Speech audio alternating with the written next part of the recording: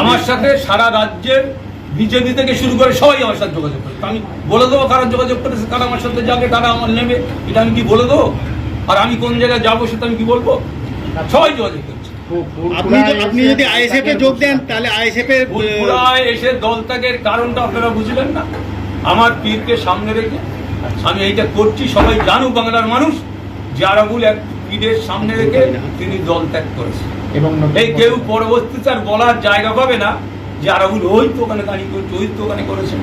আমি সেই জন্যতে ফুলপুরাতে এসে আমার পীর, আমার শুধু পীর নয়, আমার আব্বা মায়ের পীর, আমরা যারা পীর করে মানি সেই পীর সাহেবের সামনে আজকে এটা করলাম, মানে বাংলার মানুষ জানলো যে আরাবুল সঠিক সিদ্ধান্ত নিয়েছে একটা বীরত্ব জায়গায় বসে।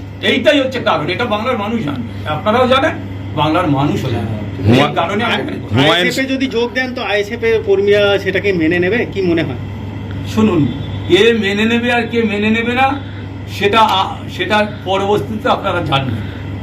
কারা মানবে না আর কারা মানবে সেটা পরবর্তীতে জানবেন। সব দলই চেষ্টা করছে আরাবুল দলে। আমি আমার আব্বাজান ছোট কেবলার মুখে শুনেছি, বড় বড় ভাইজানদের মুখে শুনেছি। আমি আব্বাজান ছোট কেবলার কাছে যখন কোনো রাজনীতির লোকেরা তারা প্রতিদ্বন্দ্বী করার আগে যখন এসছেন যে হুজুর দোয়া করেন আমরা অমুক দল থেকে প্রার্থী চাই, তখন হুজুর কেবলা বলতে বাবা দোয়া করছি উপযুক্ত লোককে আল্লাহ পাক চেয়ার দিক, যার দ্বারাই দেশের কাজ হবে, আমি দোয়া করছি তার দ্বারাই যেন সেবাটা হয়। তো উনি আজকে এসেছেন আমার সঙ্গে, কিন্তু রাজনীতি সম্পর্ক নয়, কিন্তু আপনি প্রশ্নটা করলেন রাজনীতি। উনি যদি একটা দল ছেড়ে আর একটা দলে যান, তা আমিও সেই ছোট কেবলার আব্বাজানের দিকে খেয়াল করে সেই দোয়া করছি উপযুক্ত ব্যক্তিকে আল্লাহ চেয়ার দিক, ওনারও দ্বারা দেশের সমাজের কাজ উপকার হোক, মানুষ কল্যাণ হোক, ভালো হোক।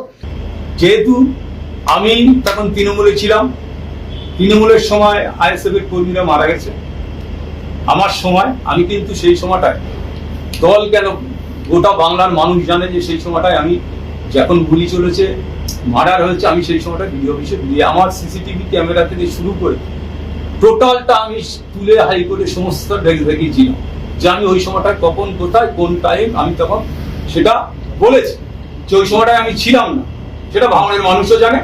সেই কারণে আমি তাদের সাথে একবার দেখা বলছি কি মূলত কি কারণ এত বছরের যে দলটা করেছেন, এত ভালোবাসা? শুনুন, এই কারণ বলতে গেলে 3.5 ঘন্টা লাগবে আমার। একটু সংক্ষেপে যদি বলেন। এখন মানে কিছু বলবো না, হঠাৎ করে এখন শুধু শওকত মোল্লার উপর এখন কিচ্ছু বলবো না। দলটা ছাড়লাম, পরবর্তী শুরু হলো, তারপরে আমি কোথায় যাচ্ছি, কোন দলে যাচ্ছি, তারপর তো আমি নেতাদের বিরুদ্ধে বলবো যে কি কারণে দলটা ছেড়েছিলাম।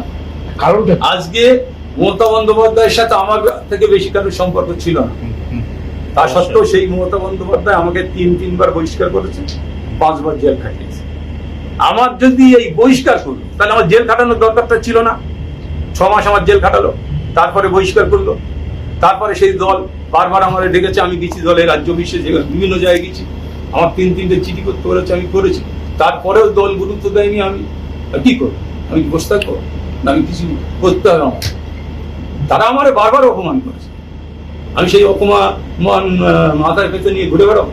সেই কারণে আমি ভোটের মুখে যে কোনো রাজনৈতিক দলের সঙ্গে সরাসরি কথা হয়েছে, মানে কোন দল? এটা আমি এখন বলবো না, আমার সাথে অনেকেরই কথা আছে, আমি এটা এখন বলবো না।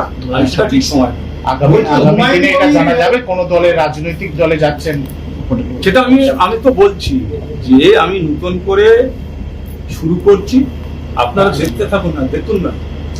আজও যে বহিষ্কারটা হয়েছে, আমি যে বহিষ্কার হয়েছে, এটা সম্পূর্ণ একটা নেতার কথা আছে।